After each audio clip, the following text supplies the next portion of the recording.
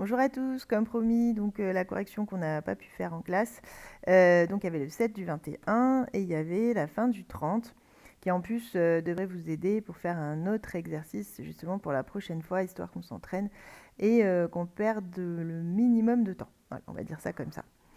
Alors, donc vous aviez là, le 7 du 21 qui était pour s'entraîner encore une fois sur les équations, donc faisant intervenir des complexes, mais notamment des z et aussi leurs conjugués, z bar. Donc justement, dans le 21, vous aviez les deux. C'est pour ça que j'ai pris la liberté là déjà d'écrire composé z égale a plus bi, c'est-à-dire qu'on passe à la forme algébrique.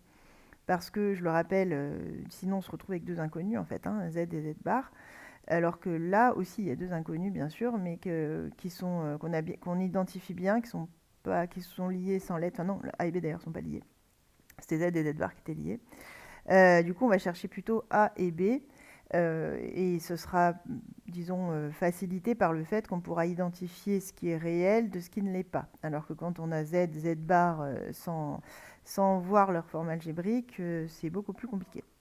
Voilà, donc bref, on passe à la forme algébrique. Et donc, si je remplace chaque Z et Z bar par leur expression, ça va donner donc ça. Je rappelle que z, z bar, c'est une formule qui est dans le cours, qui fait a carré plus b carré. Donc tout ça, normalement, vous n'avez pas besoin de le redémontrer en développant. Maintenant, c'est comme vous voulez, ça dépend surtout de votre mémoire.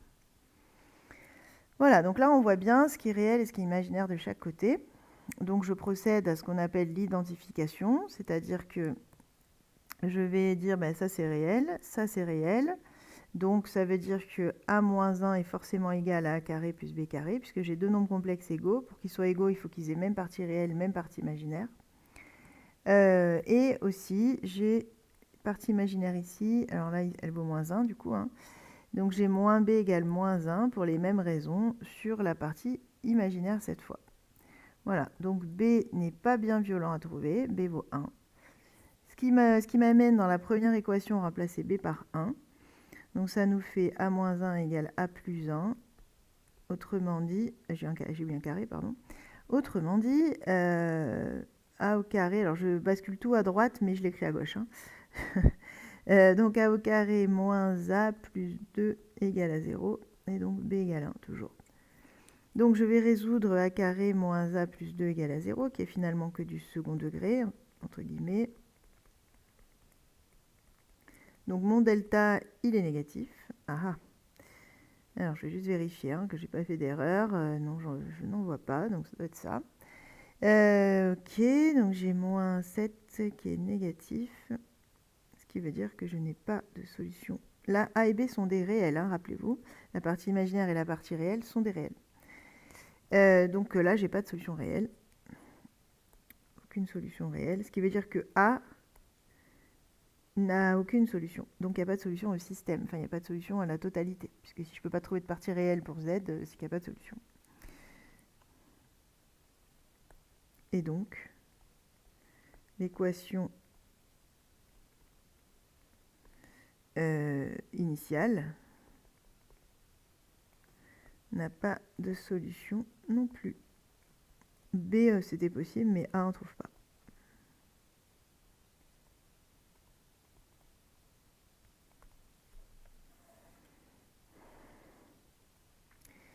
Voilà. Donc c'est vide. Ça arrive.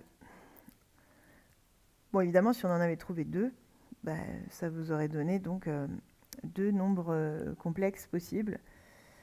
Si par exemple j'avais trouvé A qui valait 2 ou 4, bah, j'aurais 2 plus 1i, donc 2 plus i ou bien 4 plus i, puisque B vaut 1. Hein. Voilà. Bon, là, j'en ai pas du tout. Ok, bon, donc ça pour les équations, je pense qu'on les a quand même vues en long, en large, en travers, donc ça devrait suffire. Bien sûr, vous pouvez poser des questions quand on se revoit, il n'y a pas de problème. Là, en tout cas, pour l'heure, je vais donc corriger la fin du 30, puisque rappelez-vous, on avait fait le 1 et le 2, ça s'était fait. Et on commençait le 3 en classe, et il restait aussi le 4, donc vous aviez tout ça à finir. Il y avait un lien très étroit avec les équations de cercle, je pense que vous vous en souvenez. C'était assez épique au début. Et puis bon, bah, finalement, vous aviez l'air de vous en sortir, hein. Donc on va voir ça. Alors là aussi, j'ai pris la liberté de réécrire, parce que ça, on l'avait fait en classe, donc ce qu'on avait trouvé pour f de z. Donc on avait, rappelez-vous, hein, on avait dit justement, ça c'est la partie réelle de f de z. Et la partie imaginaire, du coup, c'est y. Hein. Voilà. Et là, on vous demandait de trouver tous les points M dont la fixe vérifie la condition que la partie réelle soit égale à 4. La partie réelle de l'image. Hein. Je rappelle que le principe, c'est qu'on part d'un z. F de z va faire une transformation, c'est-à-dire je pars d'un point, je vais arriver à un autre point, en fait, en considérant les affixes. Et on vous demande justement de quel point on doit partir, de quel affixe on doit partir, pour qu'à l'arrivée, on ait la partie réelle de l'affixe égale à 4. Donc la partie réelle de l'affixe de l'image, hein, de l'arrivée.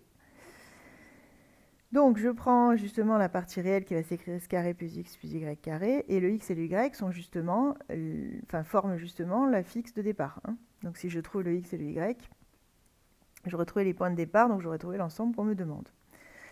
Alors, donc je résous ça, j'essaie. Là, on se rend compte qu'il y a du second degré. J'en ai sur x, j'en ai sur y. Donc, il y a de fortes chances, en tout cas à votre niveau, je ne vois pas ce que ça pourrait être d'autre, que ce soit une équation de cercle.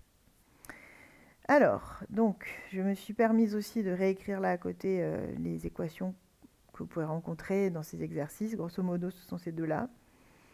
Bon, l'équation d'une droite, là, on n'en a pas besoin. En revanche, l'équation du cercle, oui, puisque justement, c'est ce qui va ressembler. Donc, je vous rappelle le principe. Hein. Le principe, c'est de mettre sous forme canonique chaque partie. Alors là, on a de la chance. Le y, lui, il est déjà tout seul. Y carré, il n'y en a qu'un. Donc, ça sera y moins 0. Je ne sais pas si vous vous rappelez, on a déjà rencontré ce cas-là. Et pour l'autre, forme canonique. Donc, on y va. Alors, on a dit, on fait x, on met le même signe qu'il y a entre le carré et l'autre. Donc, ici, c'est 1 plus. Et je prends la moitié du coefficient de x. X, il a un coefficient 1 ici. Donc, je prends la moitié. On avait expliqué pourquoi, je ne reviens pas là-dessus. Je mets au carré, justement, c'est l'identité remarquable. Sauf que j'ai le b carré en trop, puisque ce qui est ici, ça constitue le a carré plus 2ab, en fait. Vous pourrez vérifier, ça marche. Et donc, on a le plus b carré en trop dans l'expression qui est là, dans l'identité remarquable. Donc, on enlève le 1,5 au carré. Et pour le reste, je réécris simplement la suite de l'équation. Simplement, à la place de y, je vais mettre y moins 0 au carré pour faire apparaître le 0. Le 4, je peux l'écrire comme 2 au carré. Oui, c'est ça. Comme 2 au carré, comme ça, je fais apparaître le rayon aussi. Et donc, on n'est plus très loin. Ah, mais non, d'ailleurs, c'est bête parce que, pardon, il va y avoir quelque chose d'autre qui va se transférer à droite. Donc, ça ne sert à rien. Donc, on n'a pas encore le rayon. Donc là, justement, à gauche, moi, je veux juste les deux parenthèses au carré. Donc, je les écris. Donc là, vous voyez, on commence à bien voir quelles vont être les coordonnées du centre. Et le 1,5 au carré qui vaut 1/4, lui, effectivement, je ne peux pas le garder, puisqu'il ne correspond plus à la forme de l'équation que je veux, donc je bascule. Ça fait 16 plus 1/4, donc 17/4. Donc, c'était pas le rayon que j'avais escompté, hein, c'est pas grave. Il est moins beau.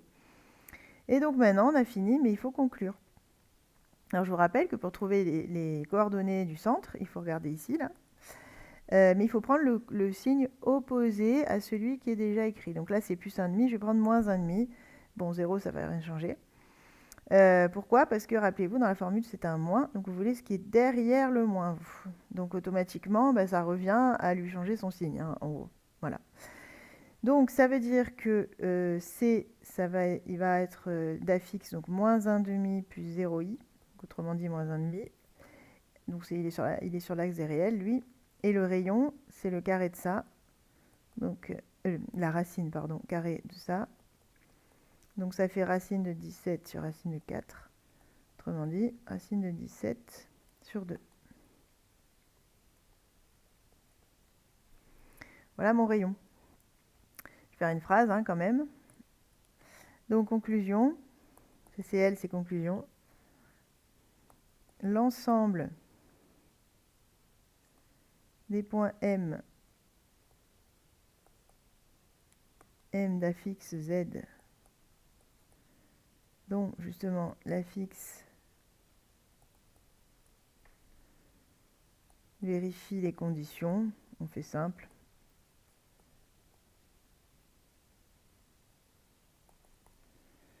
Et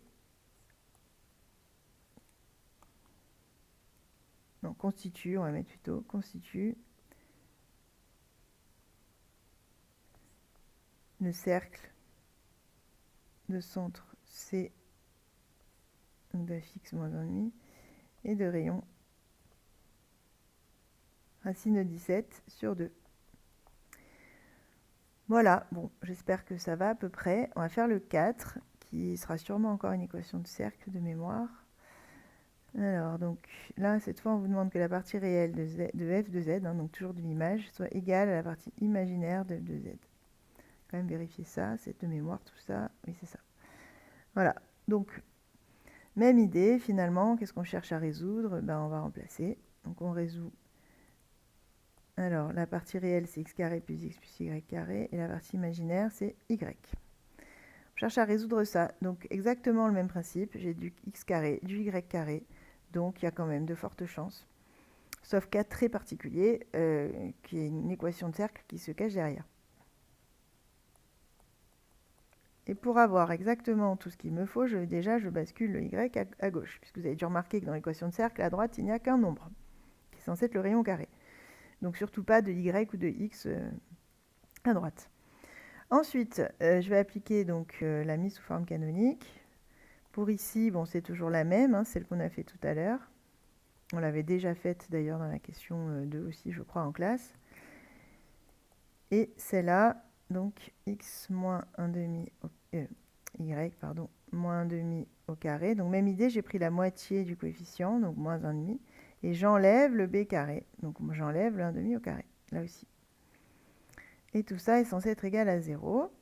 Et je ne vais conserver à gauche que les parenthèses au carré.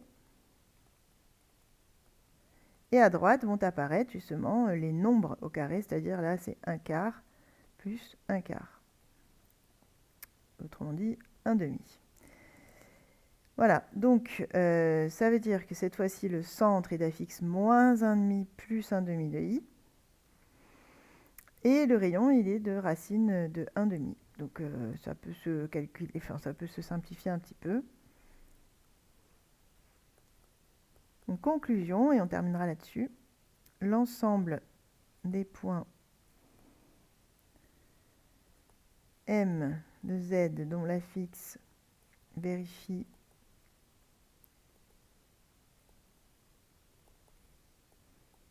les conditions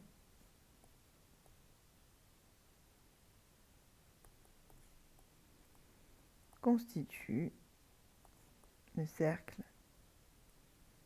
de centre C d'affixe moins 1,5 plus 1,5 de i et de rayon R égale racine de 1,5, autrement dit racine de 1 sur racine de 2. Donc 1 sur racine de 2. Et on peut faire même mieux que ça, parce qu'on n'aime pas avoir des racines au dénominateur, donc on peut tout multiplier par racine de 2, qui va permettre en dessous d'éliminer les racines, donc ça va faire 2, et racine de 2 au-dessus. Voilà. En général, on l'écrit plutôt comme ça. Donc vous rappelez d'ailleurs un petit peu la trigo, hein, racine de 2 sur 2. Normalement, vous l'écrivez comme ça et pas 1 sur racine de 2. Alors que ça existe aussi, mais bon, c'est des habitudes qu'on a prises et qui servent quand même parce que du coup, on identifie facilement les nombres. Bon, bref, ça c'est une parenthèse que je referme. Voilà, donc j'espère que c'est à peu près clair. L'histoire du signe aussi qui change là quand on prend le centre, hein, parce que je rappelle, c'est x moins le centre. Donc si j'ai plus 1,5, je suis obligée de dire que c'est moins 1,5.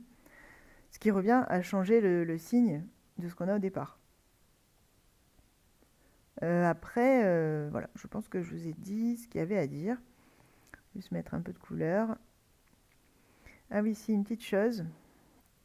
C'est rapide. Au lieu d'écrire tout ça, qui pour certains est très long, hein, il y en a dépassé 5-6 mots, c'est compliqué. Donc, vous pouvez aussi dire que, donc tout ça, d'ailleurs le aussi, vous pouvez mettre un C en écriture calligraphique, attention, c'est pas n'importe quel C.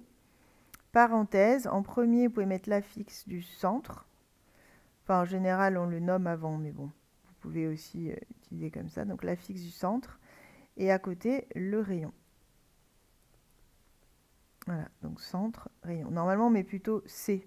Et on le définit avant. C'est un peu plus propre. Mais bon.